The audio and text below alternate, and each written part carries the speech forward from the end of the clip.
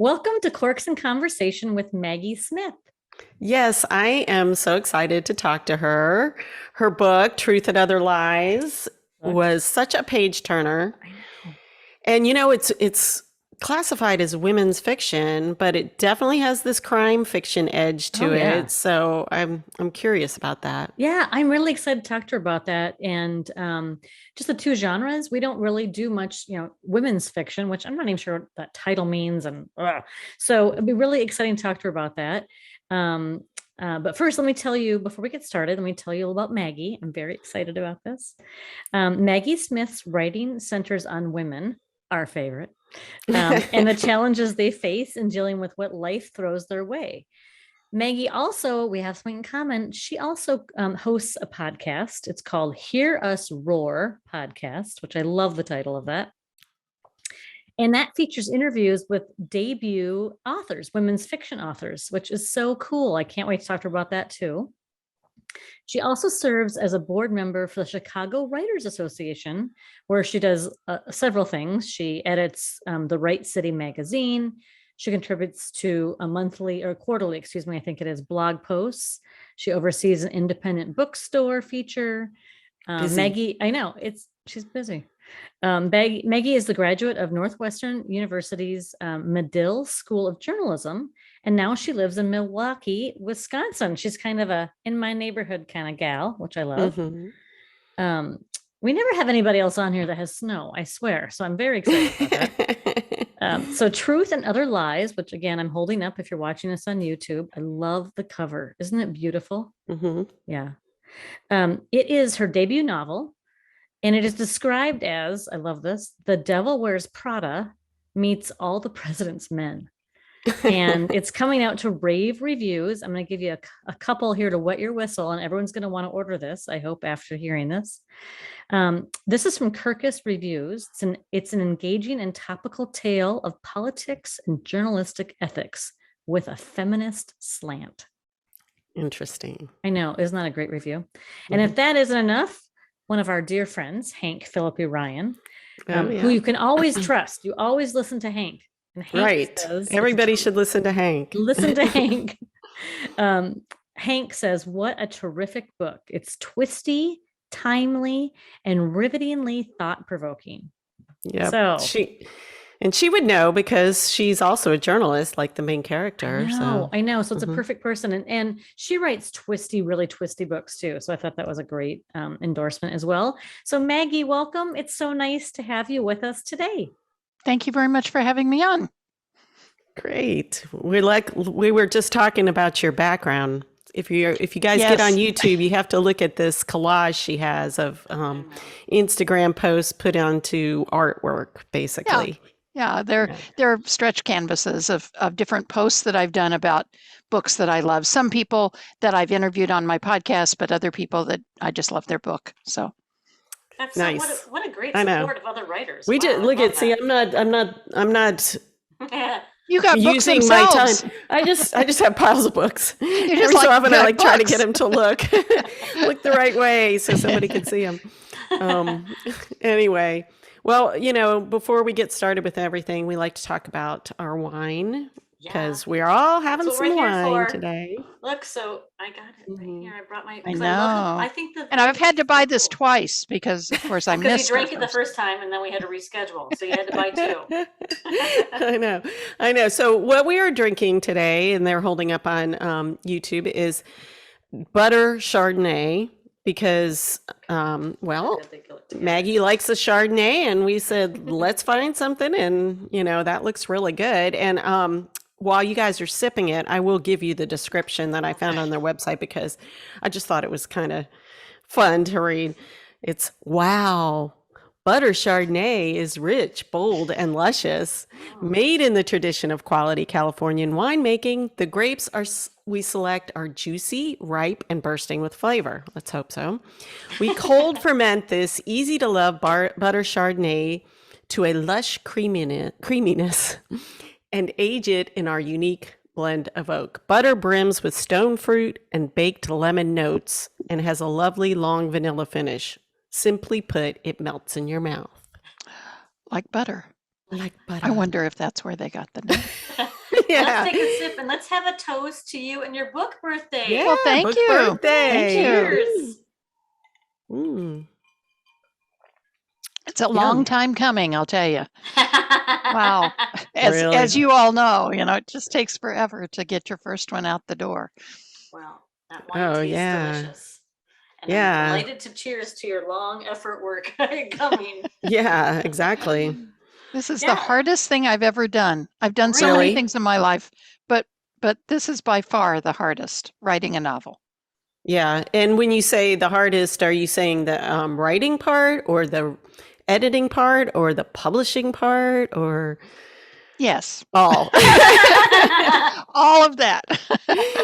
I think the writing part, the marketing part is hard, but it's kind of fun and it uses different skills. I think the writing part is the part I was talking about because it's really only you. I mean, the marketing, you can get other people to help you a little bit. But the writing is you alone in the room, butt in chair, door closed, writing, and then letting other people see it. Yeah, that's the How long was the nerve-wracking. process for you? I'm sorry? How long was the process for you? Probably all told about 4 years, because I think also when you're writing your first book, or at least for me, I haven't always been a writer. I was a Right. journalist, but that's really different. And so I was also teaching myself to write. What is dialogue? How long should chapters be? How long should the book be? How do I pick a point of view? I mean, all those kind of things that I feel like with the second and third book, I'll have a background in that. It's like learning a craft. Right. And I didn't know it. So I was also doing that along the way. Right. I actually wrote this book in about 3 different permutations, and I don't mean just minor characters. I mean totally a different book. I thought I had only written it twice, but then as I was going to sleep, when those thoughts start coming to you, Yeah. I thought, oh, but there was that book that started with that line. And I thought, oh my gosh, I wrote another whole book before that one. I thought was the first one. I'm not sure I wrote that whole book, but I do remember it had a different, its first line was, do you want to know why we're not having sex? Oh, let's keep that. Everyone loved that first line. Yeah. They didn't love the rest of the book so much, but they loved that first line. Well, it is interesting because we have talked to a lot of different writers, and some of them, have told us. T. Jefferson Parker comes to mind because he wrote his first novel. I think it was over how many years, Cathi? 5 or 7 times? 7, I was thinking, but I'm not sure. Yeah, that's what I was thinking. 7 as well. Years. He rewrote the entire book from beginning to end each year. So he had a new book each year until he got to the one. And because it's a learning process as well, and I mean, Cathi and I both are finding that as we're working through ours, you learn so much, just like podcasting too, right? The first time we did it, Cathi, we're like, and now we're like, oh, it's no problem, Now we can drink on the job. Well, I always had I had the 3 roles, but they had an entirely different plot. So I had a mother and I had a mentor and I had a daughter or a young, a millennial. So I had those 3 kind of roles, characters, but they were in different plots altogether. The second one I can remember much more, and that was an adoption story. And I took a class from, I don't know if you know the name Donald Moss, but he's a well-known agent and book coach. And he read the first 50 pages and he said, oh, you're writing the secret baby story. It seems like every woman wants to write the secret baby story. And I thought, that sounds very pejorative. Jerk. It doesn't sound like you're interested in repping me, does it? I know, right? Maybe I better find a woman that wants to represent should find me. something else. So, but the characters came to you. We should probably tell everybody a little bit about the book and what it's about. Yeah, go ahead. Yeah, let's do that, and then we'll get to it. Okay, so as you said, there's 3 women in this story. So Megan Barnes is kind of the center, I guess, woman. She's a young woman. She's a young reporter, and she has. So the second woman is her mother, conservative political figure. And then she has this journalist that she really admires. And she gets to work for this kind of iconic, right, feminist journalist. And then there's a scandal that weaves its way in and, kind of threatens to doom her relationship and her new job and all this. And this is all interwoven. And I loved reading about female characters and these different relationships.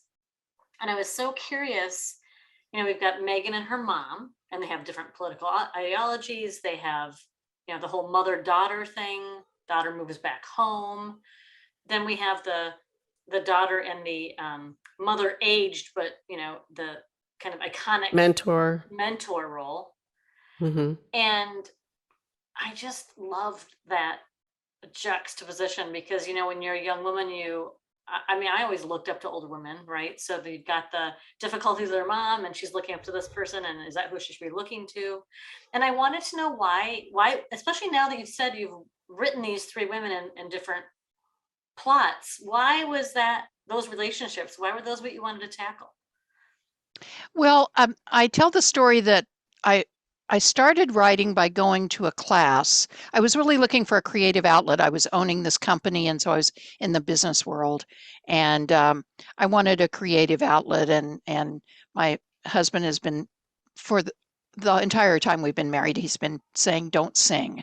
So please, anything. Please don't stop singing. And this is just when I'm humming. I'm not even singing. But anyway, I thought, well, I think I can write. I've written. You're a journalist, right? Yeah, and I've written, and I got a PhD in psychology, so I had to write a whole dissertation and stuff. So I thought, well, I'll try writing. And the first place I went, they said, okay, the prompt is, I could never write a book about, fill in that blank. And I wrote mothers and daughters. Oh. Because I haven't had any biological children of my own. I do have stepchildren, but I wasn't a biological mother. And more importantly, my mother and I had a very contentious relationship from about when I started talking, I think. I said no, and I just never stopped saying no to her. I was 2, and then I just kept saying that. So, and she was a typical housewife, homemaker. She did not learn to drive until I learned to drive. Oh, wow. So she was very much dependent on my father. Well, we only had one car, and he drove to work. So when I had more aspirations to be a career woman, I was modeling it myself, I guess, after him. I wasn't modeling myself after my mother. And so when I got into the world of academia, I was very much looking for who was going to be my role model. And I did have, when I was in the PhD program, I did have supervisors who were 10, 15 years older than me, more like, a mother would be, well, a little bit younger than a mother, but hopefully not that young. Anyway, they had children, and they, so I think that role was something that I was always looking for somebody to fill. And so when I began playing around with those three, and I can remember in that writing workshop actually drawing 3 circles: one mother, one daughter, one mentor, and doing lines between them. As you were talking, I realized for the first time that the mother and the journalist in my book never meet. And yet they do seem like they know each other. There's so much interaction. Oh, yeah. It's all through Megan. I'm sitting here they going, never wait a meet. minute, really? They didn't meet? I'm trying to think. Megan's the crux. Yeah, Megan is the vortex around them. Wow. That's interesting because I would have guessed the same thing, that they did meet. So anyway, I was interested in that, particularly with a mother who Megan is not wanting to pattern herself after, because, as you mentioned, Cathi, they have very different political agendas or belief system, value system. I forgot what the question is. I was just rattling on. I think you answered it. Yeah. Yeah, I had asked why you wanted to write about these These three women, and now, I mean, that's really astonishing. What do you not want to write about? And then that's what came to you. Oh.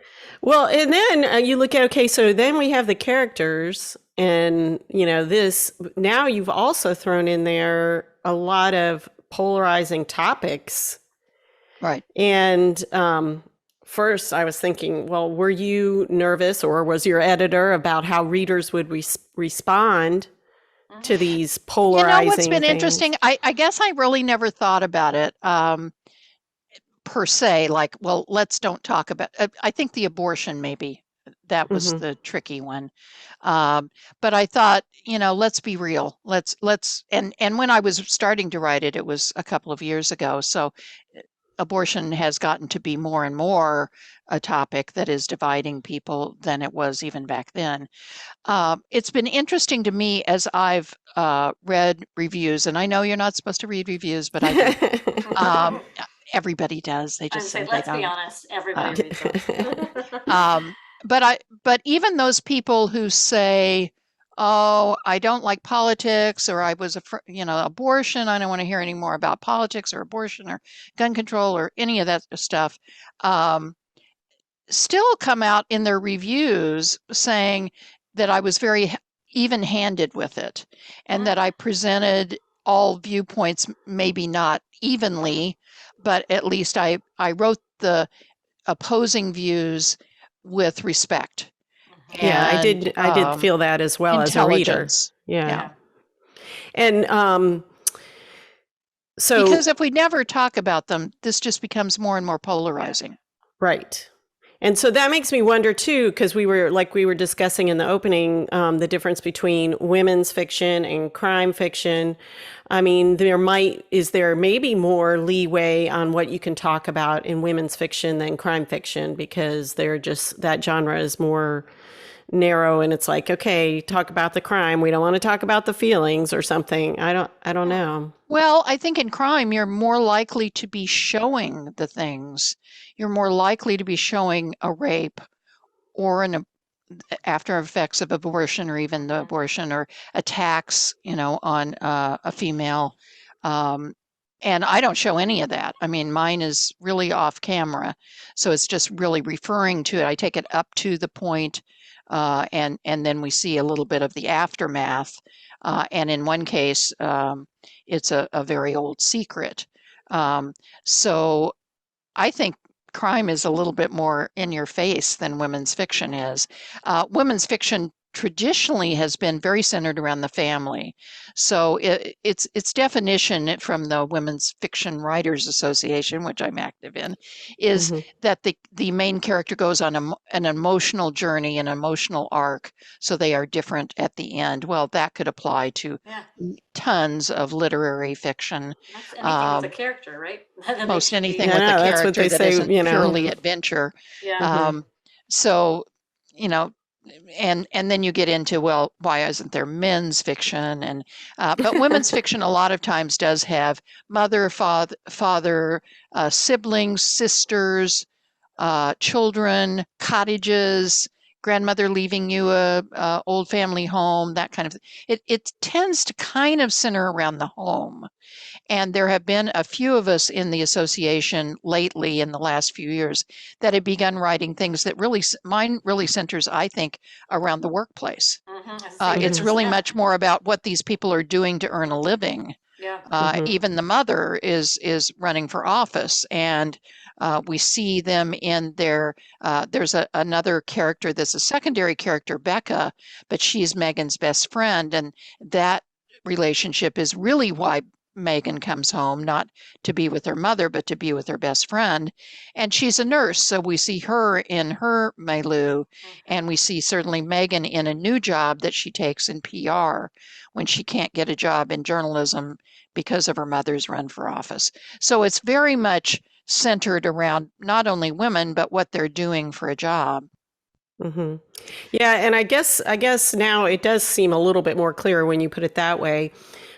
We do know that there's a lot more women writing crime fiction, and we interview a lot, mostly women, it seems like, and so there is a little bit of that overlap that's become more in crime fiction, where we do talk about women's problem, or the problems of the family or that kind of thing, in addition to the crime. But the crime is the biggest thing. Right. Versus you've got some crime in there, but, it's like the dilemma about the crime that you're dwelling on more than the solution or something. Well, and probably I think the thing that sits between them is what's called domestic suspense.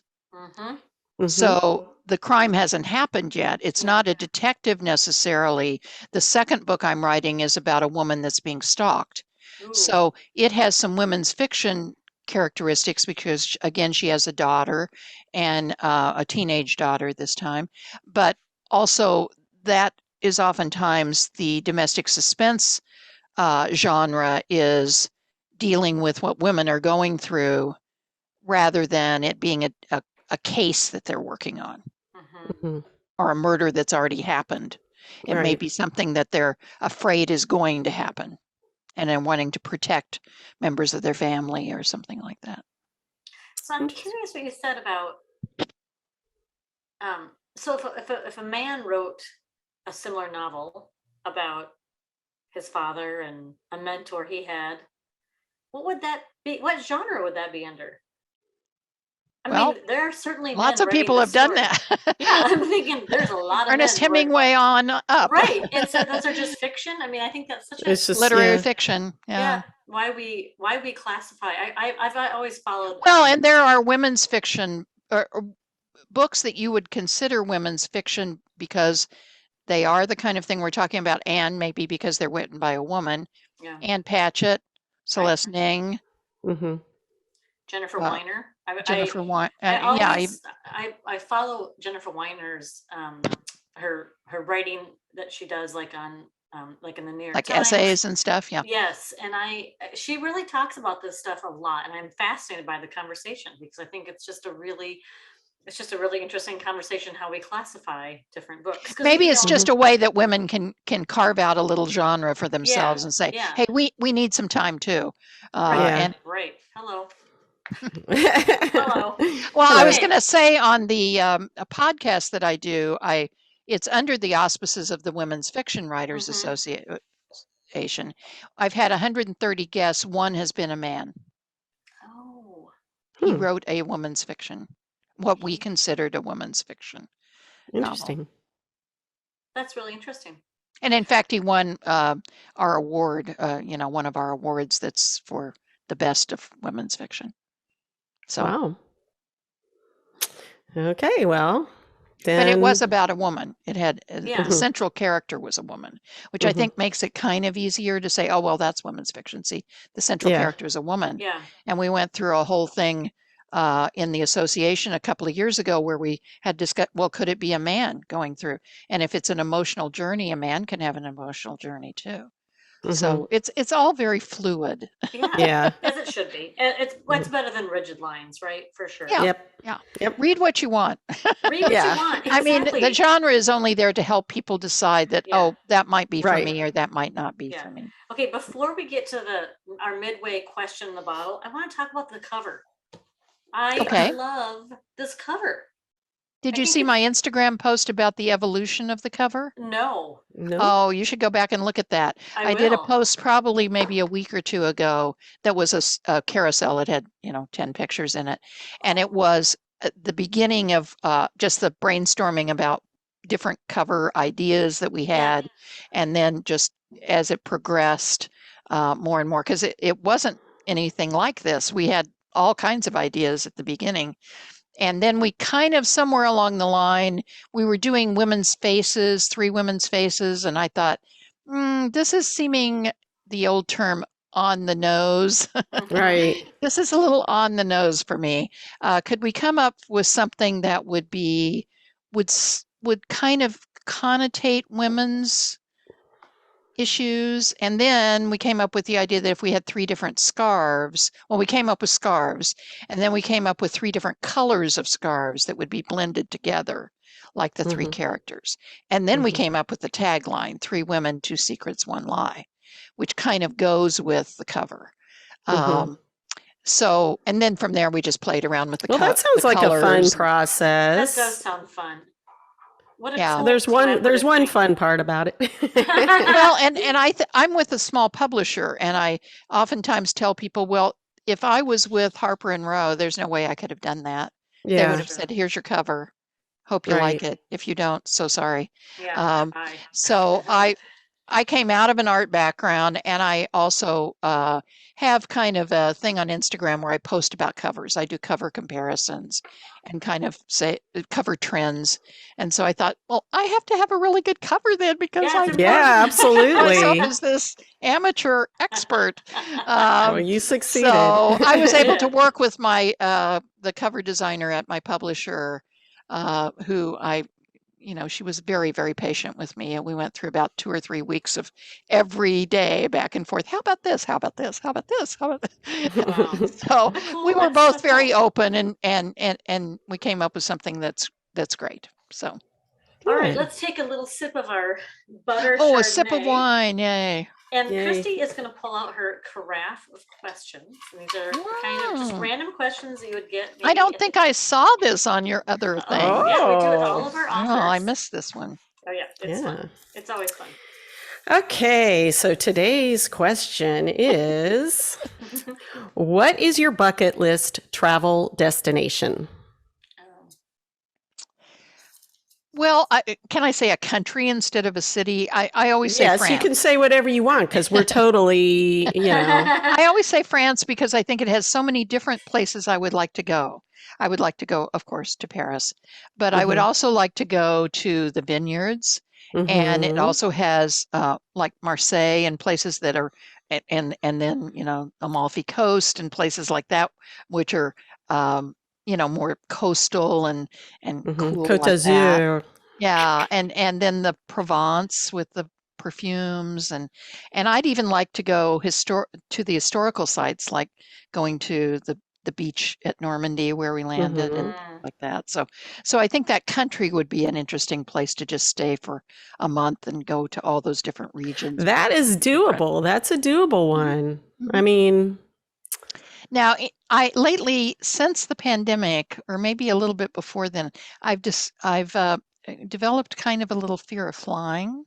ooh. I think all these Well, that's books that going are to be coming out like where people are a, crashing, and you're going to so have to do one of those over the ocean cruises or something. maybe that would Unless work. you're afraid of that too.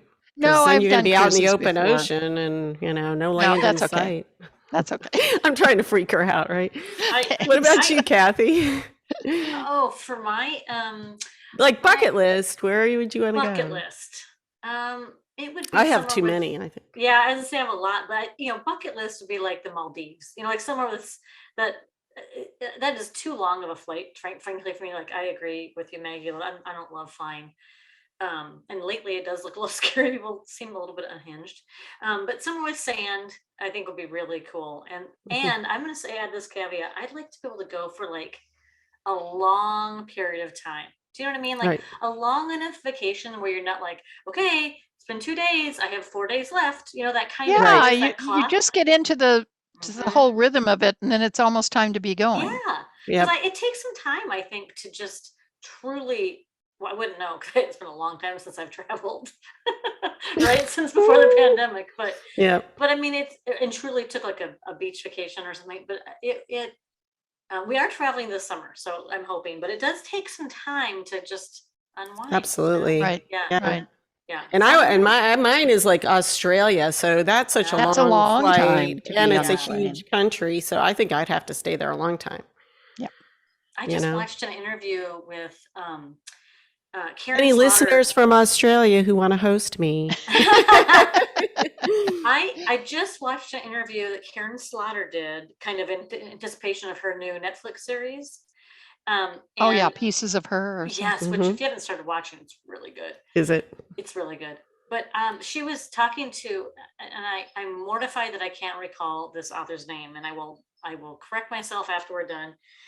She's a hoot. She's an Irish author, but she and her husband had moved to Australia a handful of years ago, and so she lives in Australia. And she was talking. She lives on the west side, which I think is Perth. There's a big city there, I think. I don't know. I don't And know. she was talking about how fabulous it is, just how much she loves Australia. And I thought of you, Christy, because I thought, oh, that's why Christy wants to. I mean, it just sounded so awesome. Yep. So, anyway. Okay, I Yep. digress. I'm sure you've read Jane Harper and her books on Australia. You haven't? No. The Dry, The Lost Man. Okay, I'm writing him down. Okay, you What's need her name? Jane Harper is like one of the best known Australian writers out there. Oh, She wow. did The Dry, was her debut a few years ago, and that's actually been made into a movie. I think it's on Amazon. And then The Lost Man, and then I think she's had a couple of others. Those are good titles too. Yeah. But she does very much evoke the setting of Australia. Okay, I'll put that on. Maybe that'll be one of my GOB Recs, Cathi. Yeah, Christy has definitely got the bug. Yeah. Okay, so I really want to segue, and I want to talk about your podcast. I'm so curious what you've learned from all these debut authors. You know, we talked to a lot of authors too, but they're everything from debut, independently published, traditionally published, bestsellers, right? And so I'm so curious what you've learned from. Well, mine are the same way. That not all of them are. Some are indie published, some are hybrid published, small presses, and I've had quite a few people that have been with Big Five, Big Four, however many. But they're all debut, right? So, but they're all debut, and they all they're members of Women's Fiction Writers Association. It's their debut novel, and their debut novel is women's fiction. Okay. Because, for example, Julia Clark, maybe you know her. She did The Last Flight. It was a big seller last year. Her first book was women's fiction. It was called The Ones We Choose, I think.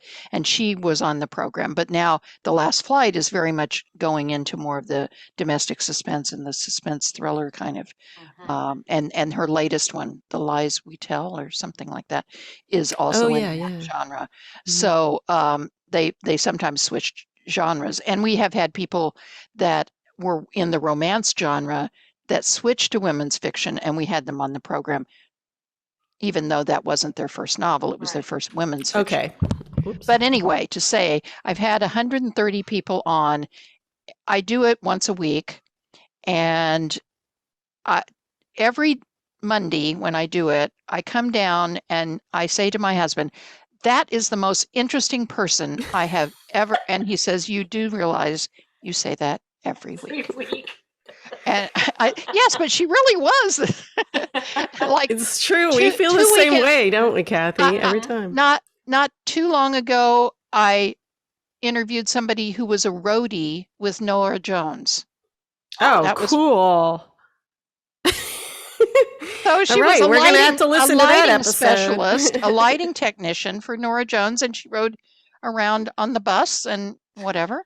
All right. I interviewed somebody who lived in Iraq and found out that her best friend was a spy for the government, and she was spying on her. Oh. So, I mean, these are interesting people. I know. All right, so feel like you got to tell us the bombshell about, no, you're not uninteresting. There's got to be something while you were a journalist or. So what, have you seen some consistent, like, lessons that you've pulled away? I think they are all surprised at how much work they have to do to market. I think they go, for the most part, maybe we all do this. I think from listening to them, I was prepared that wasn't going to be the case.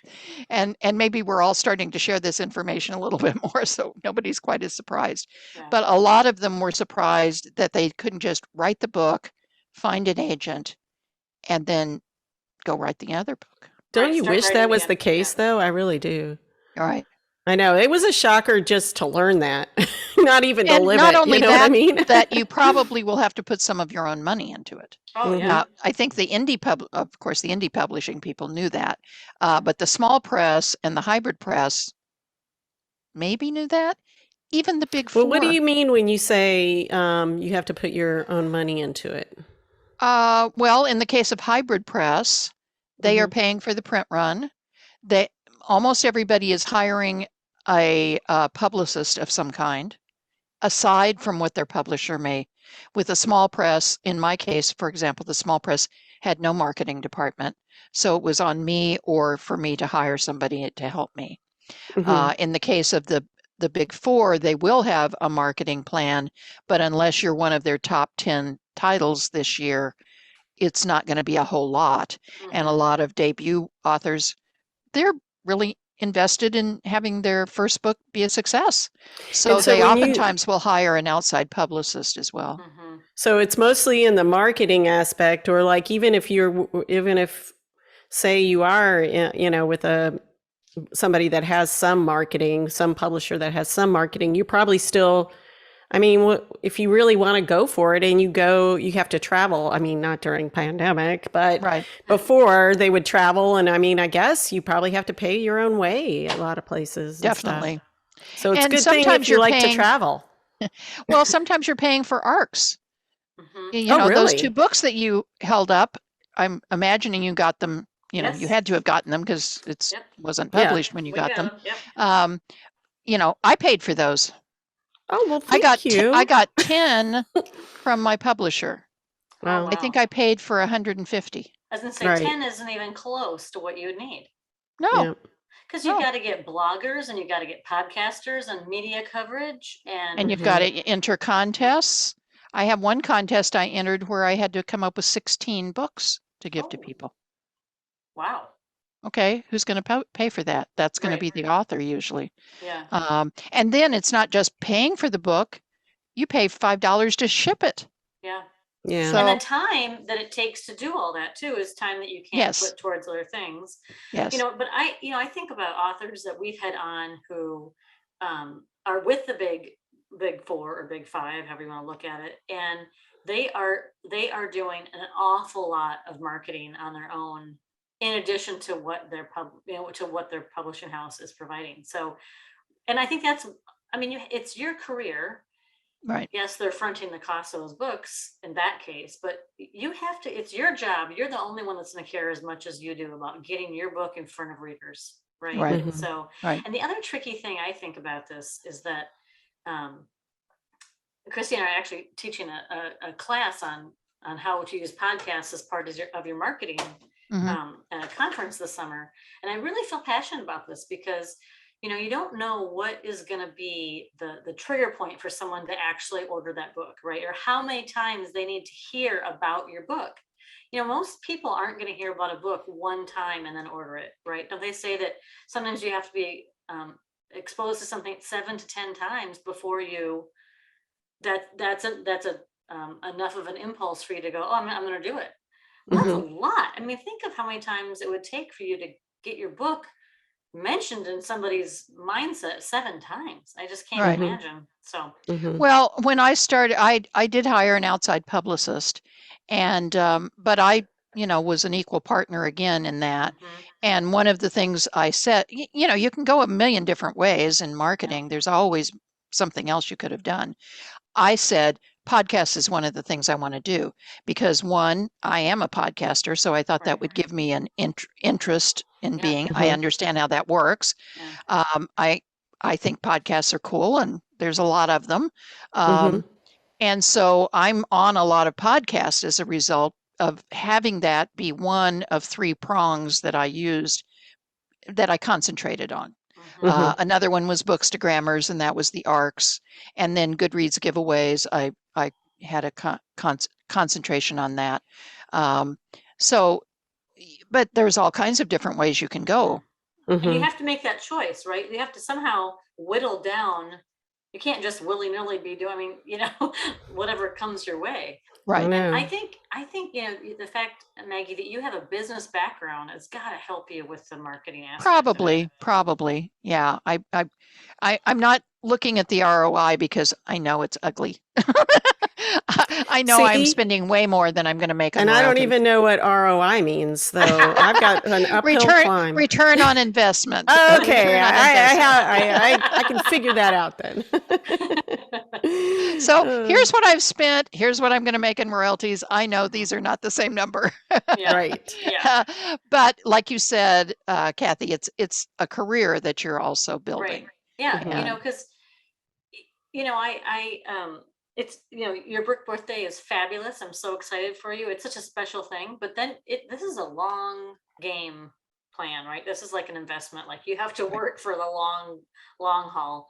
And one of the best people I think at marketing, and not even intentional marketing, is Hank Philby Ryan, because she's out there all the time.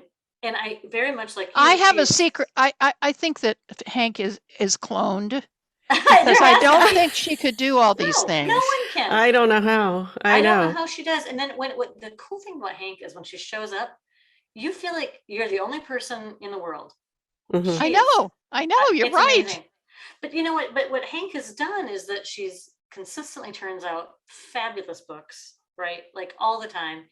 And then she's constantly out there, right? She's constantly supporting other writers. First chapter fun. She's doing all these. Yes. And exactly. But her name is out there and out there and out there. And so when people do finally discover her, she now has this huge backlist that she can that readers are gonna be like, this is awesome. She has, 13 books out I can read.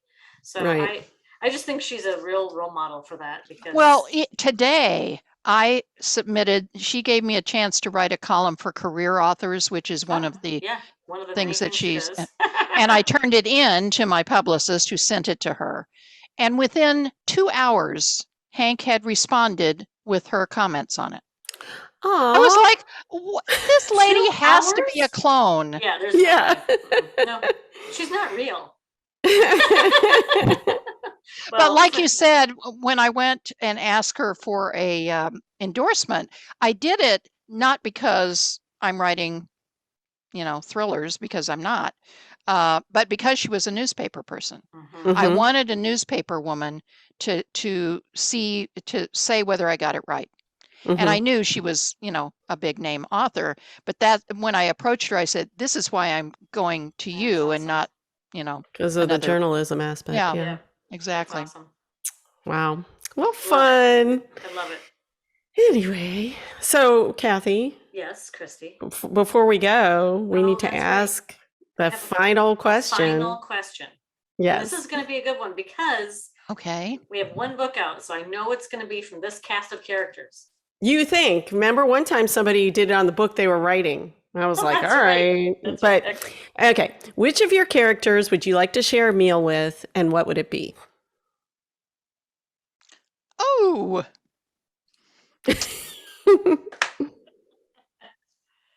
I would like to share a meal with Helen, who is the mother, because she kind of became my favorite character, not in terms of her beliefs, but in terms of how I think she changed through the novel, and because I think she was the hardest character to write.